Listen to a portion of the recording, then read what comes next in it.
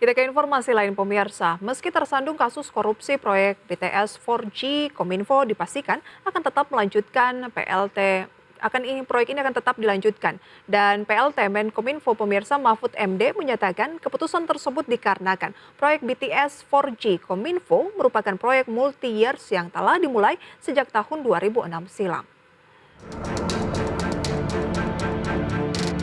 Pemerintah memastikan mega proyek penyediaan infrastruktur BTS 4G dan infrastruktur pendukungnya akan terus dilanjutkan meski saat ini tengah tersandung kasus korupsi. PLT Menteri Komunikasi dan Informatika Mahfud MD menyebut proyek ini merupakan proyek multi-years yang dimulai sejak tahun 2006 dan telah menghabiskan banyak anggaran. Sehingga proyek ini dipastikan akan tetap dilanjutkan sesuai dengan perencanaan awal. Proyek BTS 4G itu akan dan harus diteruskan. Proyek itu dimulai tahun 2006 dan sekarang tahun 2003, berarti sudah 16 tahun lebih proyek berjalan. Itu artinya yang dikeluarkan sudah banyak.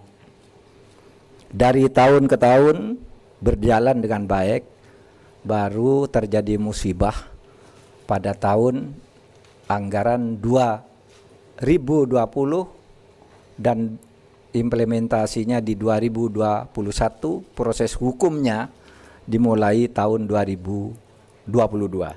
Oleh sebab itu, Presiden memerintahkan ini harus berjalan, tidak boleh berhenti. Tak hanya proyek BTS Kominfo, proyek lain seperti satelit Satria hingga Palaparing juga dipastikan akan tetap berjalan. Sementara itu, Mahfud MD menegaskan kelanjutan proyek BTS tersebut tidak akan mengganggu proses hukum terhadap perkara korupsi proyek bakti Kominfo yang kini masih bergulir.